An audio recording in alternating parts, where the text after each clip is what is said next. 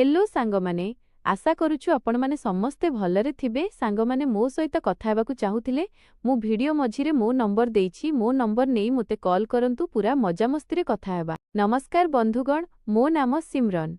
बयस मात्र 22 वर्ष होईछि। गाँर झियो मु, किंतु पाठ पढ़ा पई सहर रे माउसींको घरे रहिबाकु लागिली। मो उच्चता ठाक 5 फुट 4 इंच। किंतु जेउ जिनिसटी लोकमाने सबुठु आगे नोटिस करंती ताहा हेउछि मो अंटार बंकेइबा एवं सेही अल्प अल्प हस जहा मु न भाबी न चिंती मो मुहंकु आनी दिए।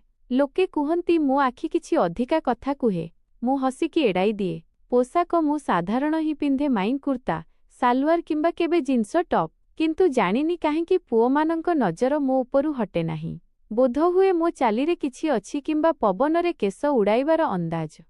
खैर एसबु छाड़, आजि मु तुमकु मो जीवनर सेही कथा कहिबाकु जाउछि जहा मु आजि पर्यंत काहाकु पूरा कहि नाही।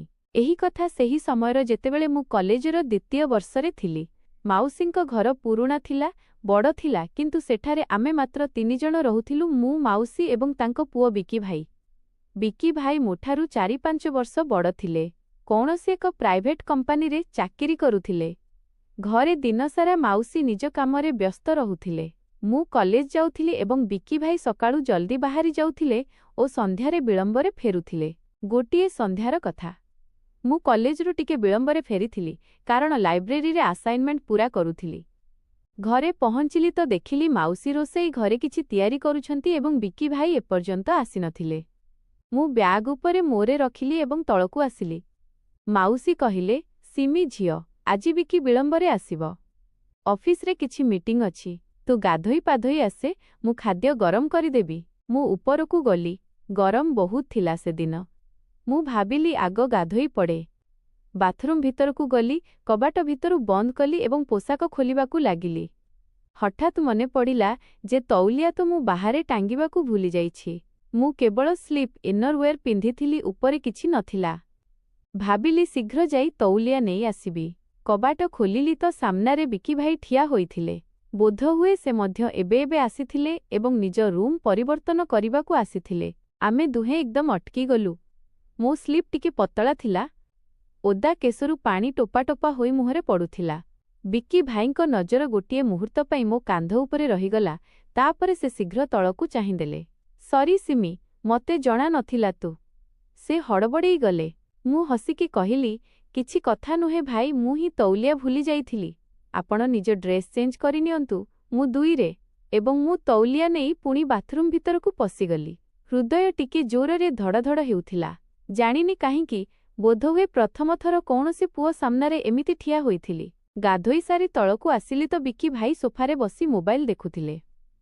मु साधारण कुर्ता सालवार पिंधिथिली, किंतु बेक पाखरे टिके गभीर कट कट थिला। मु तांको पाखरे बसिगली। माउसी एबे मध्य रोसेई घरे थिले। भाई आजि मीटिंग केमिति रहिला? मु कथा आरंभ कली। बास सेमिति ही, बस समस्तंकु लंबा चर देले। से कहिले एवं मो आड़कु चाहिले। टिके हसिले, तू कॉलेज रे कौन करुथिलु एते समय? असाइनमेंट थिला, लाइब्रेरी रे बसिथिली, मु कहिली एवं मो ओदा केसकु पछकु कली। तापरे आमे दुहे साधारण कथा हेबाकु लागिलु। किंतु मते लागिला तांको कथाबार्तार शैली रे किछि अलगा थिला। से मोर प्रतिटी कथा उपरे टिके अधिक ध्यान देउथिले। मो हस उपरे अधिक समय पर्यंत हसुथिले। मु भी मजा नेउथिली। प्रथम थर कौनसी पुओ सहित एमिति खोलाखोली कथा हेउथिली। रातिर खाद्य आमे 3 जण एकाठी खाइलु। माउसी शीघ्र सोइबाकु चालीगले कारण तांकु सकाळु मंदिर जिबार थिला। मु एवं बिकी भाईरे बसी टीवी देखुथिलु। एक पुरुणा फिल्म लागिथिला। सेथिरे हिरो हिरोइन जंगलरे फसी जाउछंती एवं गोटिए छोट कुड़ियारे राति कटाउछंती। मु भाबिली किछि कहिबी। भाई एही हिरोइन केडे बोकाना, एकुटिया जंगलकु चालीगला। बिकी भाई हसिले, हैं, किंतु हिरो तो स्मार्ट अछि, सुजोग मिलिगला ताकू। मु मिछटारे रागिली कि सुजोग? आरे सेया, एकुटिया रहिबार, से मजारे कहिले। मु तकिया उठाई तांकु मारिली। आपण भी ना भाई, एकदम भूल भाबंती। किंतु भितरु मते मजा लागुथिला। तांको कथारे सेही मसला थिला जहा झियो माने सुनिबाकु पसंद करंती, किंतु मानंती नाही। आमे बहुत समय बसिलु। କେବେ କଲେଜର, କେବେ ତାଙ୍କ ଅଫିସର, କେବେ ପିଲାଦିନର ଦୁଷ୍ଟାମିର କଥା ହେଲୁ। ମତେ ଲାଗିଲା ବିକି ଭାଇ ମତେ ଆଗ ଅପେକ୍ଷା ଅଧିକ ପସନ୍ଦ କରିବାକୁ ଲାଗିଛନ୍ତି। କିନ୍ତୁ ମୁଁ ଭାବିଲି ଏହା କେବଳ ଭାଇ ଭଉଣୀର ସମ୍ପର୍କ। ଧୀରେ ଧୀରେ ଦିନ ଏମିତି ହିଁ ବିତିବାକୁ ଲାଗିଲା। ସକାଳୁ ମୁଁ କଲେଜ ଯାଏ, ସନ୍ଧ୍ୟାରେ ଫେରେ ତ ବିକି ଭାଇ କେବେ କେବେ ଆଗରୁ ଆସିଯାଇଥାନ୍ତି। ଆମ ଦୁହିଁଙ୍କ କଥାବାର୍ତ୍ତା ବଢ଼ିଲା। କେବେ ସେ ମୋ ପାଇଁ ଚା ତିଆରି କରିଦିଅନ୍ତି, କେବେ ମୁଁ ତାଙ୍କ ପାଇଁ କଫି। ମାଉସୀ ଖୁସି ହୁଅନ୍ତି, କୁହନ୍ତି, ଦେଖ ଦୁଇ ପିଲା କେତେ ଭଲରେ ରହୁଛନ୍ତି। ଦିନେ ସନ୍ଧ୍ୟାରେ ମୁଁ ମୋର ପଢ଼ୁଥିଲି। କବାଟ ବାଡ଼େଇଲେ ବିକି ଭାଇ ଥିଲେ।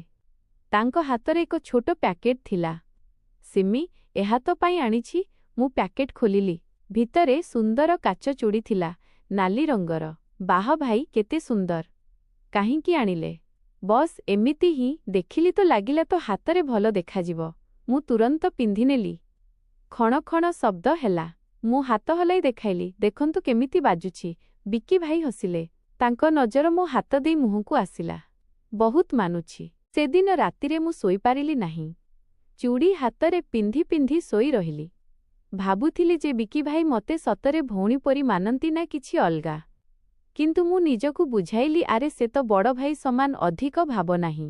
ତାପରେ ଦିନ ଏମିତି ଚାଲିଲା। ଆମ କଥା ଗଭୀର ହେବାକୁ ଲାଗିଲା। ସେ ମତେ ତାଙ୍କ ଅଫିସର ଗସିପ୍ କୁହନ୍ତି, ମୁଁ ତାଙ୍କୁ କଲେଜର। କେବେ କେବେ ରାତିରେ ବହୁତ ସମୟ ଯାଏଁ କଥା ହେଉ। ଗୋଟିଏ ରାତିରେ ବହୁତ ବିଳମ୍ବ ହୋଇଯାଇଥିଲା। ମାଉସୀ ଶୋଇସାରିଥିଲେ। ଆମେରେ ବସିଥିଲୁ। ବାହାରେ ଅଳ୍ପ ଅଳ୍ପ ଥଣ୍ଡା ପବନ ବହୁଥିଲା। ମୁଁ ଏକ ଶାଲ୍ ଘୋଡ଼େଇ ହୋଇଥିଲି। ବିକି ଭାଇ ହଠାତ୍ କହିଲେ, ସିମି, ତୁ କେବେ କାହାକୁ ପସନ୍ଦ କରୁ କି? ମୁଁ ଚମକି ପଡ଼ିଲି, କାହିଁକି ଭାଇ? ବସ୍ ଏମିତି ହିଁ। କଲେଜରେ କେହି ପୁଅ ବଗେରା ଅଛି କି? ମୁଁ ଲାଜେଇଗଲି, ନାହିଁ ଭାଇ, କେହି ନାହିଁ। ସତରେ? ସେ ହସିଲେ, ତ ପରି ଝିଅ ପଛରେ ତ ବହୁତ ପୁଅ ଲାଇନ୍ ମାରୁଥିବେ। ମୁଁ ମୁଣ୍ଡ ନୁଆଇଁ ଦେଲି। ଆପଣ ବି ନା। ମୁଁ ସତ କହୁଛି, ତୁ ବହୁତ ସୁନ୍ଦର ସିମି। ସେହି ମୁହୂର୍ତ୍ତରେ କିଛି ସମୟ ପାଇଁ ନୀରବତା ଛାଇଗଲା। ମୁଁ ଉପରକୁ ଚାହିଁଲି ତ ସେ ମୋତେ ଚାହୁଁଥିଲେ। ତାଙ୍କ ଆଖିରେ କିଛି ଥିଲା ଯାହା ମୁଁ ବୁଝିପାରୁ ନଥିଲି। ମୁଁ ଶୀଘ୍ର ବିଷୟ ବଦଳାଇ ଦେଲି। ଭାଇ ଚାଲନ୍ତୁ ଶୋଇବା, କାଲି ଆପଣଙ୍କୁ ଅଫିସ ଯିବାର ଅଛି। କିନ୍ତୁ ସେହି ରାତି ପରେ କିଛି ବଦଳିଗଲା। ଆମ ନଜର ମିଶିଲେ ତାହା ଅଧିକ ସମୟ ପର୍ଯ୍ୟନ୍ତ ରହୁଥିଲା। କଥା ହେବାବେଳେ ହାତ ଛୁଇଁଗଲେ ମୁଁ ଶିହରି ଉଠୁଥିଲି। ମୁଁ ବୁଝିପାରୁ ନଥିଲି ଯେ ଏହା କ'ଣ ହେଉଛି। ଗୋଟିଏ ପଟେ ମୋତେ ଭୟ ଲାଗୁଥିଲା, ଅନ୍ୟପଟେ ମଜା ବି ଲାଗୁଥିଲା। ଧୀରେ ଧୀରେ ବିକି ଭାଇ ମୋର ଆହୁରି ପାଖକୁ ଆସିବାକୁ ଲାଗିଲେ। କେବେ ମୋ କେଶ ଠିକ୍ କରିଦିଅନ୍ତି, କେବେ ମୋ କାନ୍ଧରେ ହାତ ରଖି କିଛି କୁହନ୍ତି। ମୁଁ ଅଟକାଉ ନଥିଲି। ମୋତେ ଭଲ ଲାଗୁଥିଲା। କିନ୍ତୁ ମୁଁ କେବେ କିଛି ଭୁଲ ହେବାକୁ ଦେଇନାହିଁ। ବସ୍ ସେହି ଅଳ୍ପ ଛୁଆଁ, ସେହି ନଜର, ସେହି ହସ। ଦିନେ ମାଉସୀଙ୍କୁ ତାଙ୍କ ବାପଘରକୁ ଯିବାକୁ ପଡ଼ିଲା। 3 ବିନା 4 ଦିନ ପାଇଁ ଘରେ କେବଳ ମୁଁ ଏବଂ ବିକି ଭାଇ। ପ୍ରଥମ ସନ୍ଧ୍ୟା ଟିକେ ଅଜବ ଲାଗିଲା। ମୁଁ ରୋଷେଇ କଲି। ଆମେ ଏକାଠି ଖାଇଲୁ। ତାପରେରେ ବସିଲୁ। ବିକି ଭାଇ କହିଲେ, ସିମି, ଆଜି କୌଣସି ଫିଲ୍ମ ଦେଖିବା? ମୁଁ ହଁ କହିଦେଲି। ଆମେ ଏକ ରୋମାଣ୍ଟିକ୍ ଫିଲ୍ମ ଲଗାଇଲୁ। ଫିଲ୍ମରେ ଅନେକ ସିନ୍ ଥିଲା। ମୁଁ ଟିକେ ଅସହଜ ଅନୁଭବ କରୁଥିଲି। ବିକି ଭାଇ ପାଖରେ ବସିଥିଲେ। ହଠାତ୍ ସେ ମୋ ହାତ ଉପରେ ନିଜ ହାତ ରଖିଦେଲେ। ମୁଁ ହାତ ହଟାଇଲି ନାହିଁ। ଫିଲ୍ମ ଶେଷ ହେଲା। ଲାଇଟ୍ ବନ୍ଦ ଥିଲା, କେବଳ ଟିଭିର ଆଲୁଅ ଥିଲା। ବିକି ଭାଇ ଧୀରେ କହିଲେ, ସିମି, ମୁଁ ତତେ କିଛି କହିବାକୁ ଚାହୁଁଛି। ମୋ ହୃଦୟ ଜୋରରେ ଧଡ଼ ଧଡ଼ ହେବାକୁ ଲାଗିଲା। ମୁଁ ଚୁପ୍ ରହିଲି। ମତେ ଲାଗୁଛି ମୁଁ ତତେ। ସେ ଅଟକି ଗଲେ। ମୁଁ ନିଶ୍ୱାସ ରୋକିଦେଲି। ସିମି, ତୁ ମୋର ପ୍ରିୟ ଭଉଣୀ। ଭଉଣୀ ପରି ନୁହେଁ, ତାଠାରୁ ବହୁତ ଅଧିକ। ମୁଁ ଏକଦମ ଠିଆ ହୋଇପଡ଼ିଲି। ଭାଇ, ଏହା ଆପଣ କ'ଣ କହୁଛନ୍ତି? ସତ କହୁଛି। ମୁଁ ବହୁତ ଦିନରୁ ଭାବୁଥିଲି। ମୁଁ ଜାଣିଛି ଏହା ଭୁଲ, କିନ୍ତୁ ମୁଁ ନିଜକୁ ରୋକିପାରୁନାହିଁ। ମୁଁ କାନ୍ଦିବାକୁ ଲାଗିଲି। ଭାଇ ପ୍ଲିଜ୍, ଆମେ ଭୁଲ କରୁଛେ। ଆପଣ ମୋ ଭାଇ ପରି। ସେ ମଧ୍ୟ ବ୍ୟସ୍ତ ହୋଇଗଲେ। ସରି ସିମି, ମୁଁ ଭାବିଲି ତୁ ମଧ୍ୟ ବୋଧହୁଏ। ମୁଁ ଉପରକୁ ମୋକୁ ଦୌଡ଼ି ପଳାଇଲି। କବାଟ ବନ୍ଦ କରିଦେଲି। ପୂରା ରାତି ଶୋଇପାରିଲି ନାହିଁ। ସକାଳ ହେଲା ତ ବିକି ଭାଇ କବାଟ ବାଡ଼େଇଲେ। ମୁଁ ଖୋଲିଲି। ସେ ବହୁତ ଉଦାସ ଦେଖାଯାଉଥିଲେ। ସିମି, ମୁଁ ଯାଉଛି। ସାଙ୍ଗ ଘରେ ରହିବି ଯେପର୍ଯ୍ୟନ୍ତ ମା ନ ଆସିଛନ୍ତି। ମୁଁ ବହୁତ ବଡ଼ ଭୁଲ କଲି। କ୍ଷମା କରିଦେ। ମୁଁ କିଛି କହିଲି ନାହିଁ। ସେ ଚାଲିଗଲେ। 3 ଦିନ ପରେ ମାଉସୀ ଫେରିଲେ। ମୁଁ କିଛି କହିଲି ନାହିଁ। ବିକି ଭାଇ ମଧ୍ୟ ଫେରିଆସିଲେ।